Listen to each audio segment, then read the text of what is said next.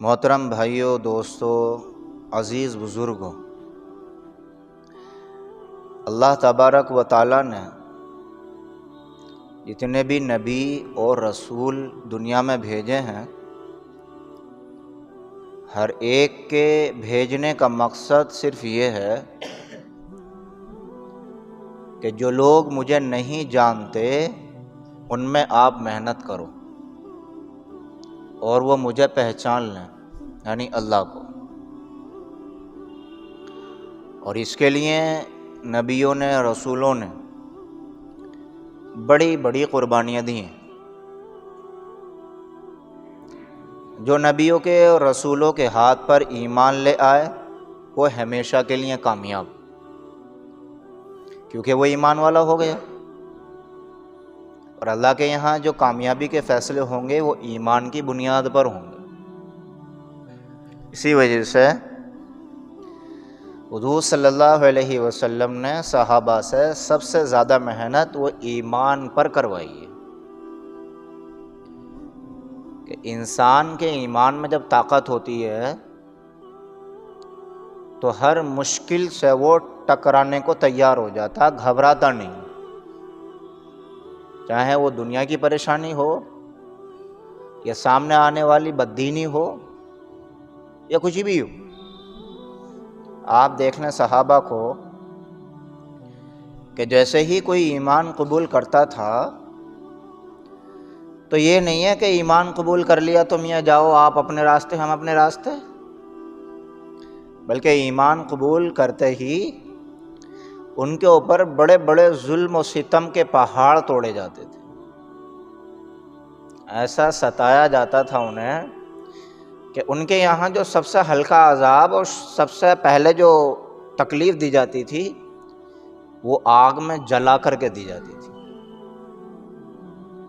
شروعات ہی ان کی آگ سے جلانے کی ہوتی تھی، اس سے پہلے کوئی تکلیف ہی نہیں دیتے تھے وہ۔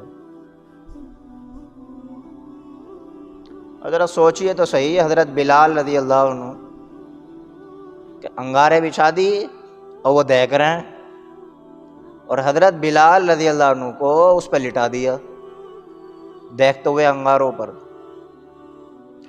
اور سینے پر پتھر کی چٹان رکھ دی۔ کیوں؟ تاکہ یہ اپنے بدن کو جنبش نہ دیں، جنبش دیں گے تو کچھ آرام ملے گا، ہلنا ڈلنا بھی نہیں ہے آپ کو، اسی طریقے سے انگاروں پر پڑے رہو۔ ایک صحابی ہیں حضرت خباب رضی اللہ عنہ، تو حضرت عمر رضی اللہ عنہ نے ان سے پوچھا کہ خباب یہ بتاؤ کہ جب تم ایمان قبول کیے تھے تو اس وقت تمہیں کیا کیا پریشانیاں آئیں، تم نے ایمان کی خاطر کیا کیا دشواریاں جھیلی ہیں، کیا کیا حالات کا تمہیں سامنا کرنا پڑا ہے؟ تو حضرت خباب رضی اللہ عنہ نے کہا کہ امیر المومنین زبان سے بتاؤں یا آنکھ سے دکھاؤں؟ آپ کی آنکھوں سے آپ کو دکھاؤں یا زبان سے بتاؤں؟ تو حضرت عمر رضی اللہ عنہ نے کہا مجھے دکھاؤ، دیکھنا چاہتا ہوں۔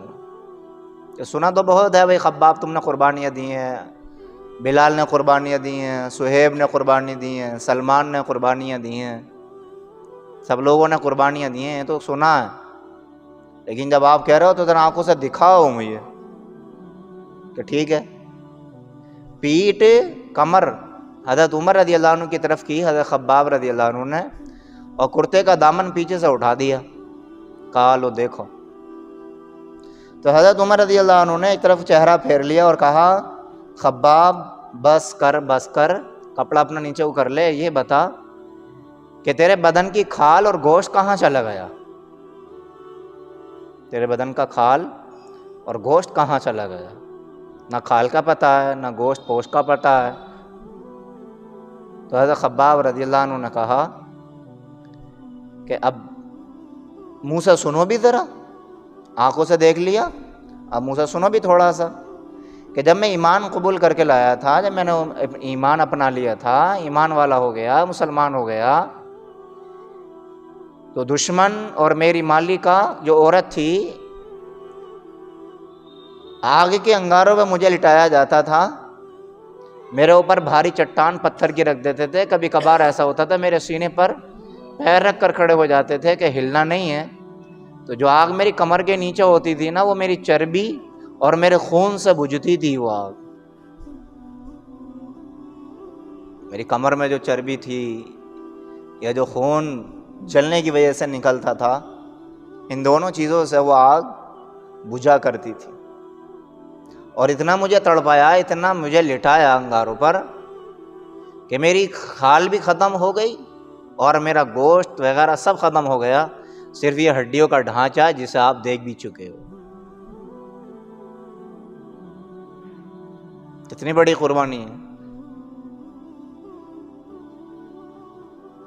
اسی وجہ سے حضور صلی اللہ علیہ وسلم نے فرمایا تھا کہ اگر کسی انسان کے سامنے اور اس کے دل میں ایمان کی محبت بیٹھ گئی نا، تو وہ ہر چیز کا سودا کروانے کو تیار ہو سکتا ہے، لیکن ایمان کا سودا نہیں کروائے گا. ایمان کا سودا کسی بھی حالت میں نہیں کرے گا وہ. یہ حضور صلی اللہ علیہ وسلم نے فرمایا. اور یہ ایمان کی اہمیت نہیں ہوتی ہے تو پھر 2 ٹکے پر بھی لوگ ایمان بیچ دیتے ہیں. حضور کے زمانے میں بھی ہوا ہے ایسا کہ جب حضور صلی اللہ علیہ وسلم کا وصال ہو گیا نا، بہت سارے لوگ نئے مسلمان تھے، تو بہت سارے لوگ کافر ہو گئے تھے. حضور کے وصال ہوتے ہی بہت سارے لوگ کافر ہو گئے تھے. زکوٰۃ کا انکار کر دیا تھا. تو حضرت ابوبکر صدیق رضی اللہ عنہ نے یہ اعلان کیا تھا کہ اگر حضور کے زمانے میں یہ جانور کی رسی بھی اگر زکوٰۃ میں دیتے تھے، اگر اب نہیں دیں گے تو میں ان کے خلاف جہاد کروں گا. تو وہ ایمان تو قبول کر کے آئے تھے، لیکن ایمان کی حقیقت ان کو نصیب نہیں ہوئی تھی. وہ اوپر سے ایمان لائے تھے. جیسے کہ کچھ دیہات کے لوگ حضور کے پاس آئے تھے اور کہا تھا کہ ہم ایمان لے آئے. تو اللہ تعالیٰ نے قرآن کی آیتیں اتاری. قالت الاعراب آمنا قل لم تؤمنوا ولكن قولوا اسلمنا ولما يدخل الايمان في قلوبكم. دیہاتی آئے اور کہنے لگے کہ یا رسول اللہ ہم ایمان والے ہو گئے. تو اللہ نے آیت میں بتایا کہ ان سے کہو کہ یہ بھی ایمان والے نہیں ہوئے، یہ مسلمان ہوئے ہیں بس. یہ ایمان والے جب ہوں گے جب ایمان کی حقیقت ان کے دل میں رچ اور بس جائے گی.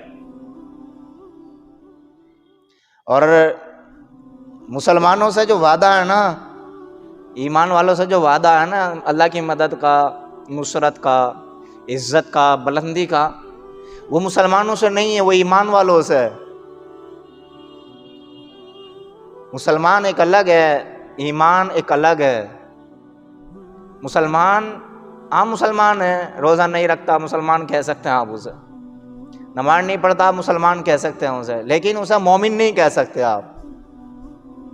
مومن وہ ہوتا ہے جو ایمان کے تقاضوں پر عمل کرتا ہے کہ نماز نہیں چھوٹنی چاہیے، روزہ نہیں چھوٹنا چاہیے، ماں باپ کی نافرمانی نہیں ہونی چاہیے، حرام حلال کی پرواہ کیے بغیر حلال کے قریب جائے، حلال کو اپنائے، حرام کے قریب نہ جائے، اسے مومن کہتے ہیں. تو اللہ تعالیٰ نے قرآن میں کہا نا کہ ہمارا تو وعدہ ہے تمہاری مدد کریں گے. تو وعدہ کب ہے؟ حقا علینا نصر المؤمنین. کیا کہہ رہا ہے اللہ؟ مومنین کہہ رہا ہے کہ تم ایمان والو بنو. دیکھو ہمارے اوپر تو فرض ہے کہ ہم تمہاری مدد کریں گے. وانتم الاعلون ان کنتم مومنین. کیا تم ایمان والے تو بنو، ہم مدد کریں گے تمہاری. تو حضور صلی اللہ علیہ وسلم بھی سب سے زیادہ اپنے دوستوں پر، ساتھیوں پر جو محنت کرتے تھے نا، وہ ایمان پر ہی محنت کرتے تھے کہ ایمان کی حقیقت بیٹھی نا ان کے دل میں تو یہ پھر ٹس سے مس نہیں ہو سکتے، کچھ ہو نہیں سکتا، پھر ان کا کوئی بگاڑ نہیں سکتا. یہ مٹھی بھر بھی ہوں گے نا یہ تو سمندر پہ بھی قابو کر سکتے ہیں اگر یہ ایمان والے ہیں تو. اسی وجہ سے ایک بات علماء بار بار بولتے ہیں کہ ہمیں جو گھمنڈ ہے نا وہ اپنی تعداد پر نہیں ہے کہ بھئی ہم تو کروڑوں میں ہیں، ہمیں پیسے پہ، دولت پر، ممبر پر، وارڈ پر، ہمیں جو گھمنڈ ہے، ہمیں جو غرور ہے یا تکبر ہے وہ ہمیں اللہ کی طاقت پر ہے. اور اللہ کی طاقت ہمارے ساتھ کب ہوگی؟ جب ہم ایمان والے بنیں گے. اور کافروں کی کوشش کیا رہتی تھی ہمیشہ؟ جو مشرک تھے، مکے کے چودھری تھے، ان کی کوشش کیا رہتی تھی ہمیشہ؟ کہ یہ ہمارے ساتھ گھل مل جائیں. جیسے کہ آج بہت سارے لوگ ہیں جن کی مانسکتا ٹھیک نہیں ہوتی ہے نا، تو وہ مسلمانوں سے بات کرتے ہیں، یہ ایک تھیوری لاتے ہیں نکال کر کے کہ بھائی ہم تمہاری مسجد میں جائیں، تم ہماری مندر میں آؤ.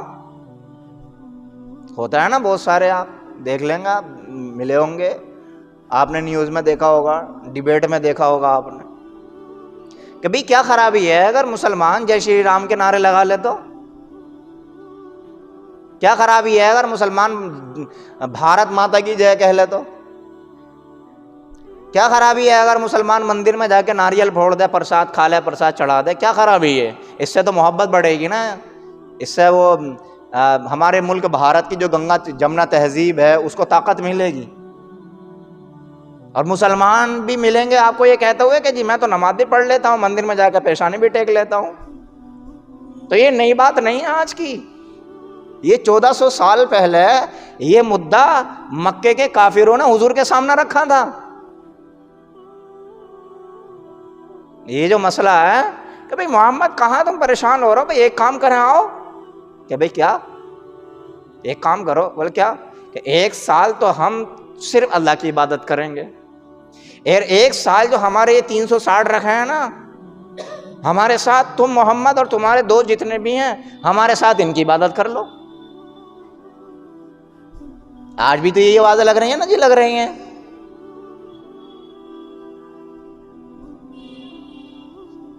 اور ایک مدعا یہ آیا کہ بھی اگر تم اتنا نہیں کر سکتے تو اتنا کر لو کہ خانہ کعبہ میں گھس کے اندر داخل ہو کے ہمارے کسی بت کے اوپر جو ہے نا ہاتھ رکھ دو. اور ہاتھ رکھنے کا مطلب یہ ہے کہ تصدیق کر دو، زبان سے کہہ دو کہ بھئی یہ ٹھیک ہیں، یہ ان کی بھی عبادت کر لیا کرنا چاہیے. یہ ہے. اور پھر جب یہ دونوں بات کہہ چکے نا، یہ دونوں باتیں رکھ دی سامنے، دونوں مدعے رکھ دیے، تو آج جو ہو رہا ہے وہ بھی کرا انہوں نے. پھر کیا کرا انہوں نے معلوم ہے؟ کیا کہا؟ حضور کو لالچ دے رہے کہ حضور سے کہہ رہے کہ چلو اگر یہ دونوں کام بھی نہیں کر سکتے تو ایک کام کر لو. بولے کیا؟ کہ جتنی دولت چاہیے ہم تمہیں دے دیں گے،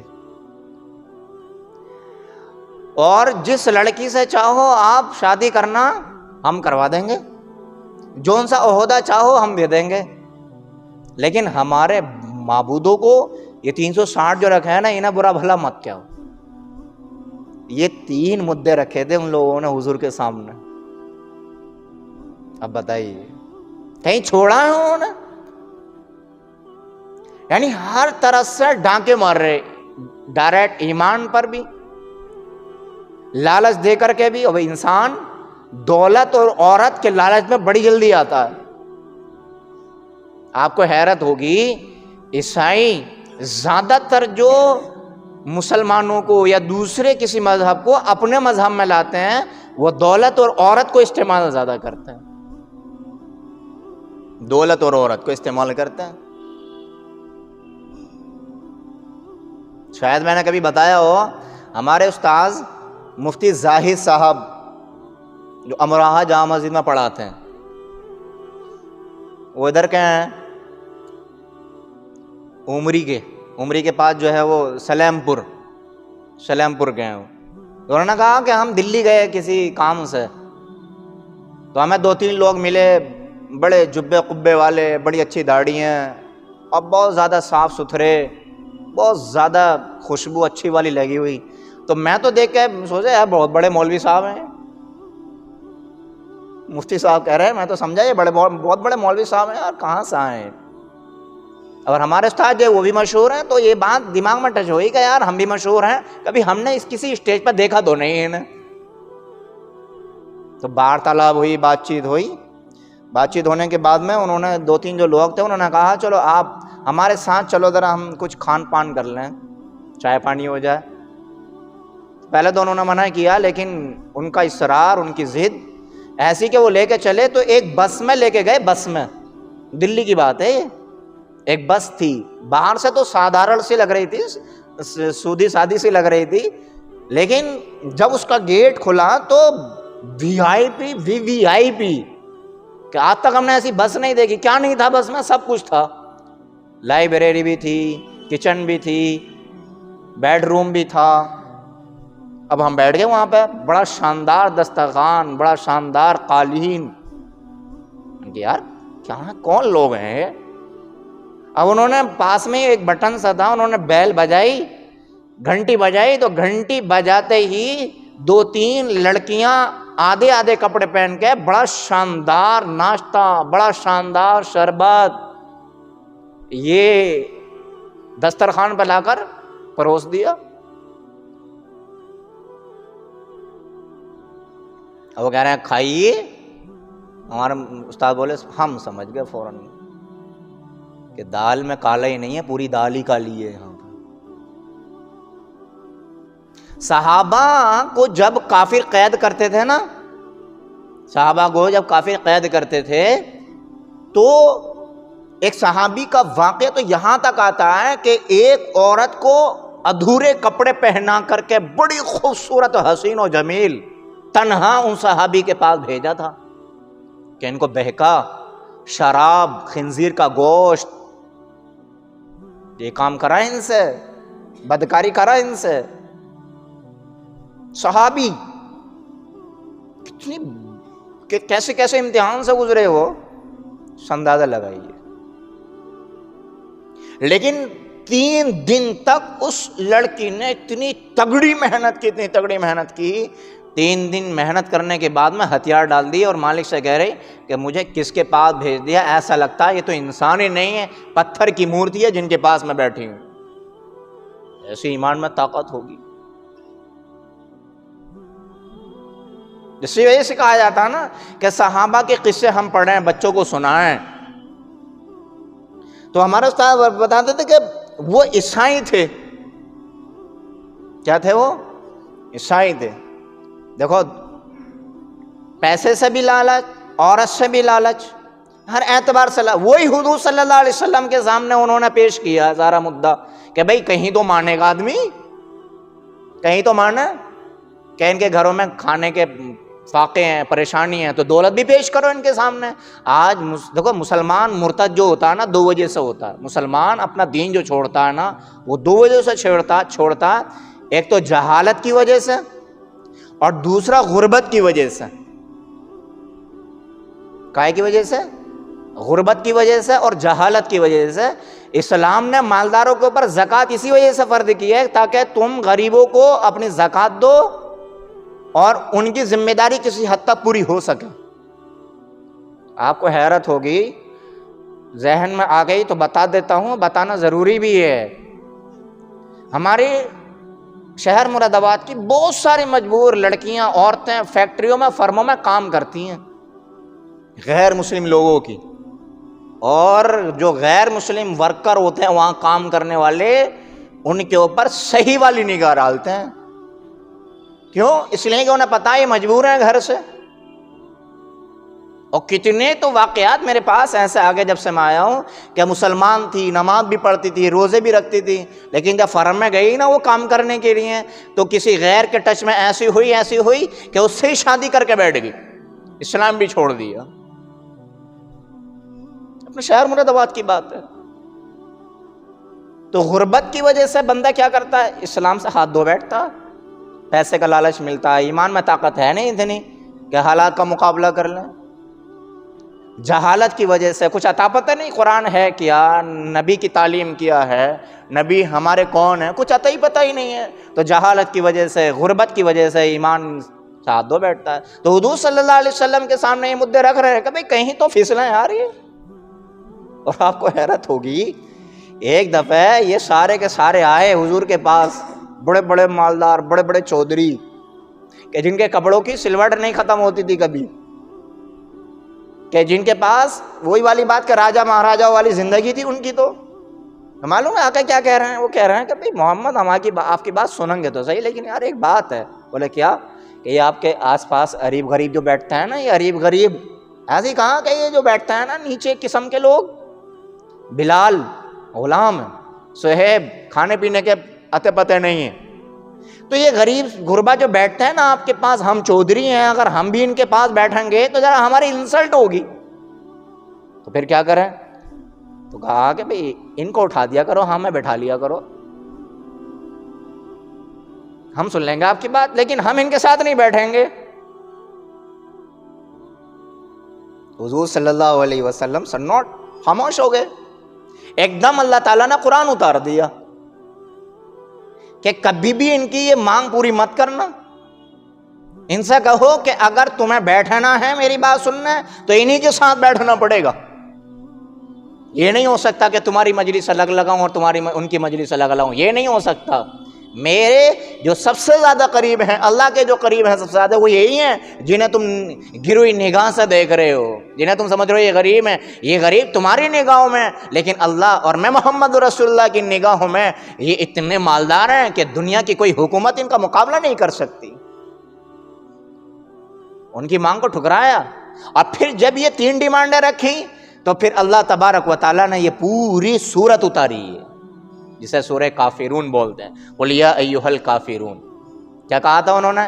1 سال ہماری عبادت، معبودوں کی عبادت کر لو، 1 سال پھر ہم تمہارے اللہ کی عبادت کر لیں۔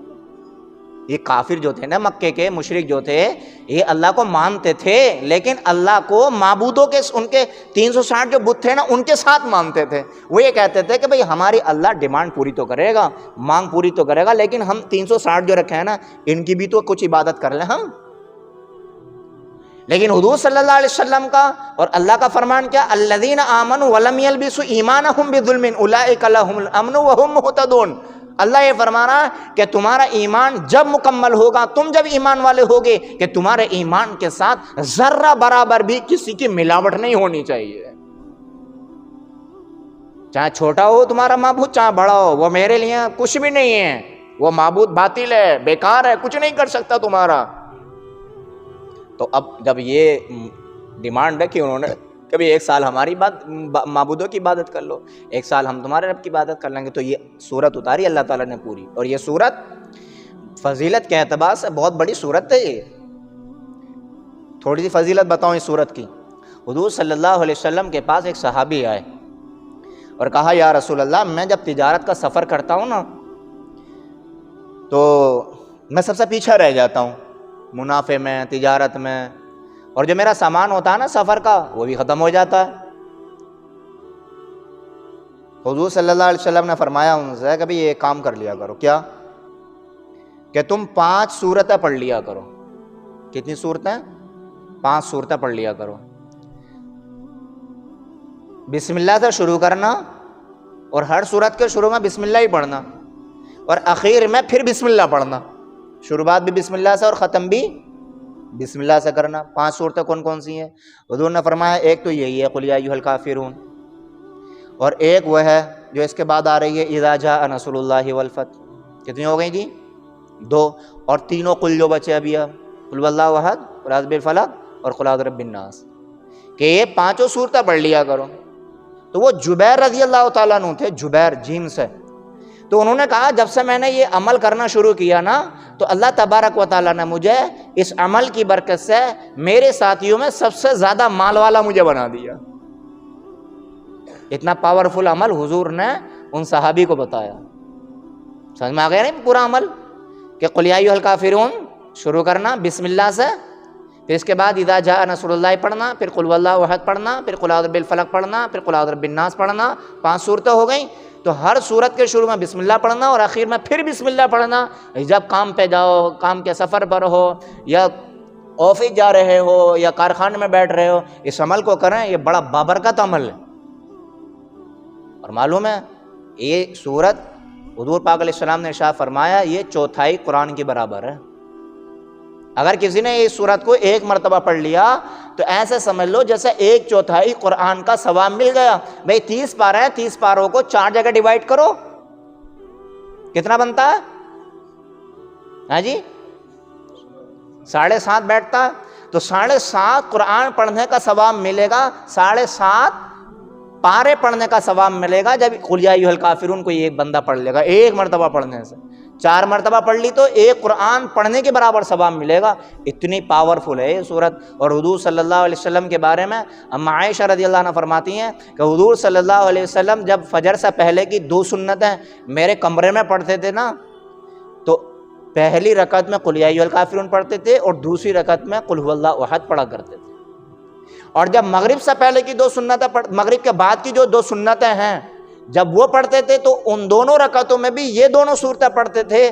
اور جب پڑھتے تھے نا تو اس کا مطلب یہ ہے، ماں عائشہ رضی اللہ عنہ فرماتی ہیں کہ جو ایسا کرے گا اللہ تعالیٰ اس کو بہت ساری مشکلوں سے، پریشانیوں سے بچا دے۔ کیوں؟ اس لیے کہ اس میں توحید کا بیان ہے، اللہ کے ایک ہونے کا بیان ہے، اور اللہ کو یہ عمل بہت پسند ہے۔ تو اب اللہ کیا کہہ رہا ہے نبی سے؟ قل یا ایھا الکافرون، اے نبی جی آپ کہہ دیجئے اے کافرو۔ اب یہاں ایک مسئلہ سنتے جائیں، آپ نے سنا ہوگا کافروں کو کافر مت کہو، ہاں جی سنا ہوگا آپ نے، کیوں مت کہو جی؟ تو لوگ کہتے ہیں کہ کافر کو اس لیے کافر مت کہو کہ ہو سکتا ہے کبھی ایمان لیا ہوئے، تو پھر تو ایسے بھی مسلمان کو مسلمان مت کہو، ہو سکتا ہے کبھی ایمان سے ہاتھ دھو بیٹھے، یہ بھی تو ہے بھائی۔